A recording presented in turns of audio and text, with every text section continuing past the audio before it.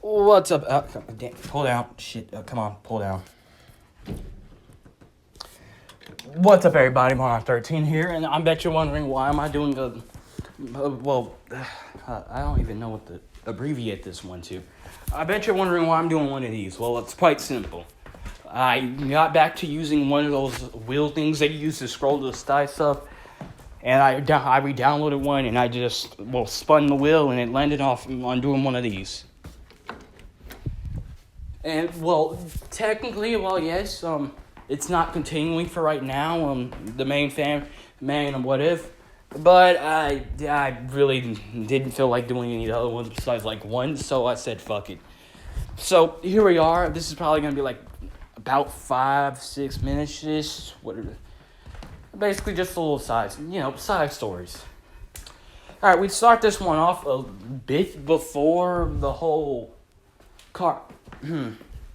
We start this one off a bit before the whole getting wrapped into the Carnatrix or getting wrapped up in the Carnatrix arc. Which basically see while one day in school, Link and Nezuko are just sitting down when eventually Toro comes up to them and she asks him a question. She's seen them build... Basically the question is, she's seen them build stuff with those small form of theirs. She can't remember what it's called, but she was wondering if they could make something that helped negate her invisibility. That way so she could, not have to use her quirk all the time. And she also says that she'll give them whatever they want. And, after hearing her ask this, the two tell her that not worry about anything about that. Just what does she want it to look like. And she basically jumps up in happiness and hugs the two, basically saying thank you. And thus we get to start on work. Now then, and thus after school ends, after class ends that one day, Link and Nezuko tell Aizawa that they're heading out before flying down to the plumber base using Jet Ray. They still have it on their mind, what are they going to do about telling everyone? They really can't think of anything right now. And they're basically wondering, what are they going to do?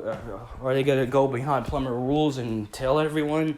Since, it is against the rules. And while they're walking in the base, they end up meeting with Ben. With him asking him what's up and what they're doing, and them explaining what they're doing. With Ben getting a sly smile and asking if there's anything going on. With them telling him that they're both taken. And that they're just doing this for a friend. And thus we see the two head down to the lab where Blue Kitch and Driba are. Telling them, hey, before asking them for a couple of stuff. You can come up with some sci-fi words. I don't know. And thus they get to working. Transforming into gray matter and brainy. And our brain, I can't remember what I had Azuka name his gray matter transformation. His Galvin transformation. Brainy first now. I'm pretty sure that's what I had him name it. Basically, they transform the gray matter and Brady and get to work. It doesn't...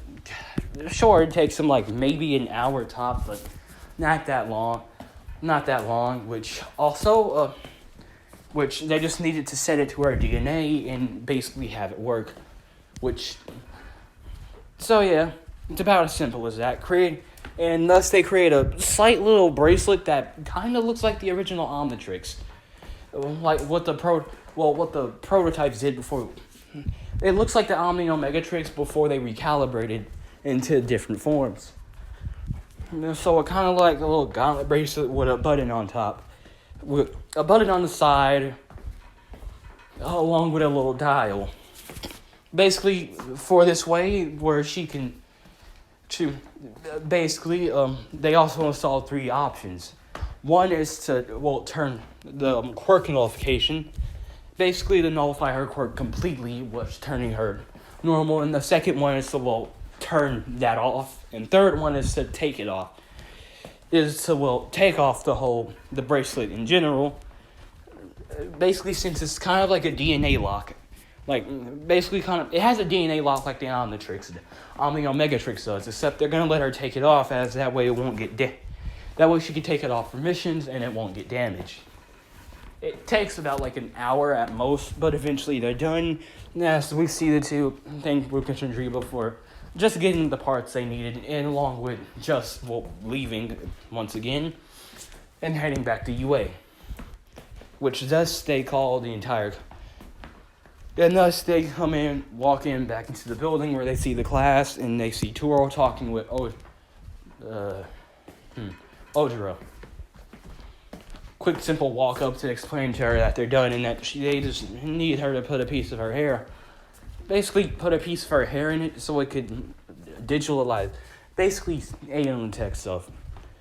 And thus, the girl is given the whole bracelet and takes off a piece of her hair. Well, first she puts it on her arm, takes off a piece of her hair, and places on the device, along as it then flares to life, and along with them telling her how it works, and thus with a press of a button and a quick turn of the dial and press. Well, it's more like a screen basically, where, like I say, the button is just to turn it on and to turn it on to activate it, or like to jumpstart it basically. And basically it's more like a touch screen. It's more kind of like a touch screen than an actual dial.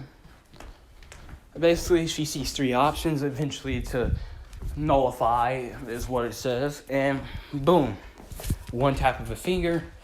Everyone is actually surprised as they see Hagakure come into, actually stop being invisible and fade into what she actually looks like.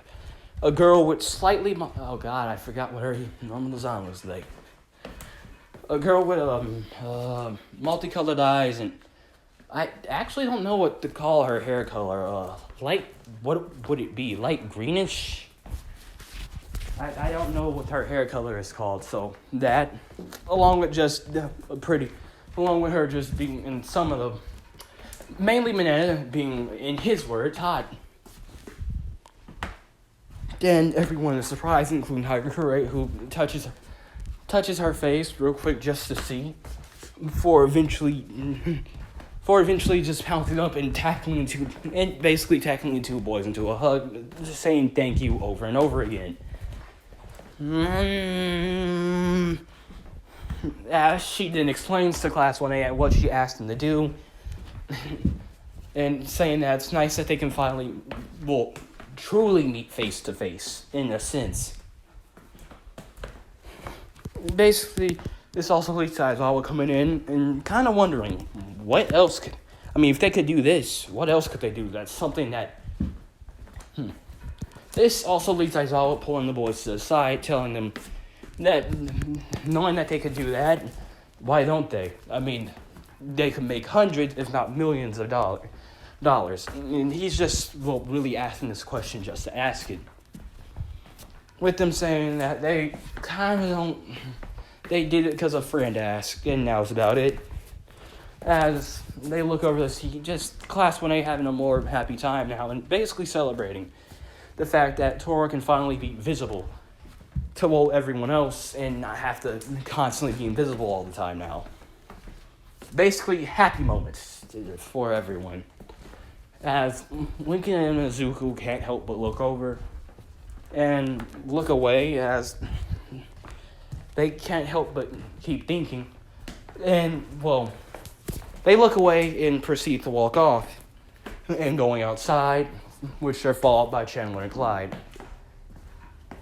As we see Lincoln lighting up a cigarette and sitting down on a bench, and just to smoke, as they see a portal open up in front of them, and Professor Paradox comes out, telling them that they need his help.